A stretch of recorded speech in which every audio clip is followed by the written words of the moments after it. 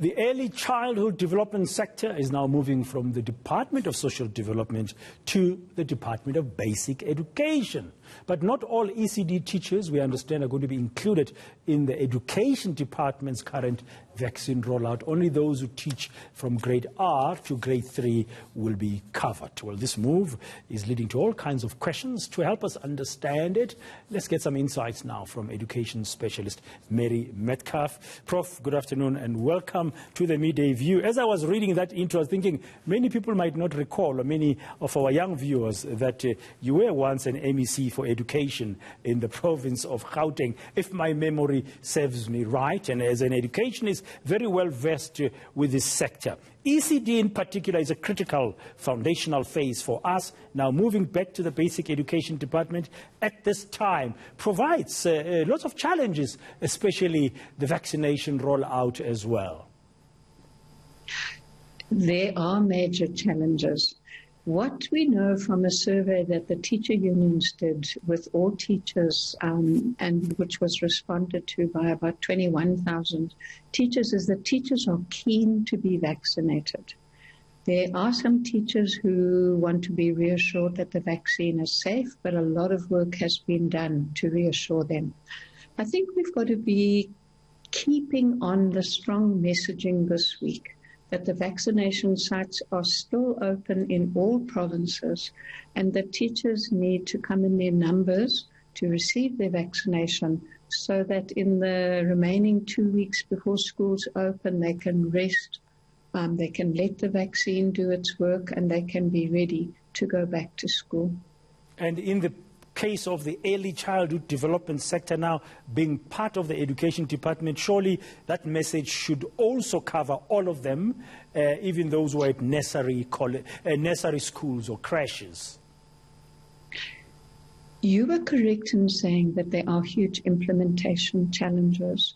Now, the implementation challenges for vaccinating teachers was because the National Data Vaccination Site is geared up to register people by age. And that's the way it's been set up because COVID risk increases with age. To vaccinate teachers, they had to take all of the information of the state-paid educators into the national system, and then they had to work very hard for the people that they didn't have the per-cell data, because you need to be able to verify.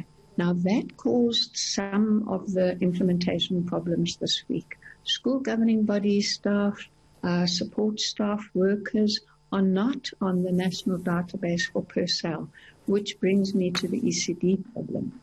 If ECD workers are not in the national database for salaries, it's very difficult to manage the verification process.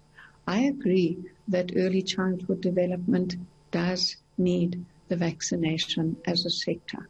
Yeah, but what we would then have to do is to have verification processes, and it's such an important but an informal sector to a large extent. Yeah, as you were saying those words, informal, or just before I was thinking, we've got many gogos and aunties in rural areas and townships who are helping look after children, and they've got those smaller ECD centers, and many of them are above the ages of 50, and we need to get the message as well, because they're not on that database you're talking about, that they need to go to their nearest vaccination site and say, hey, I'm above 50, I'm above 60, and I happen to run an ECD center, I need a jab. Surely they should get assisted.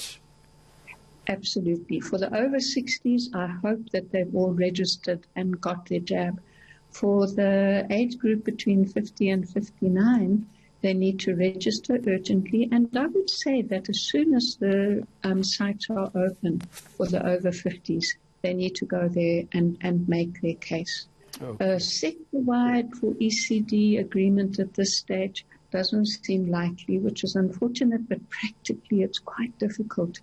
We need, I think, all of our teachers who have benefited from this opportunity to vaccinate to become people who go and assist community to understand the value of being vaccinated and understand how to do it through the registration site. become ambassadors that are going to assist this drive. Thank you very much. That's Mary Metcalfe, Prof. Mary Metcalfe, Education Specialist.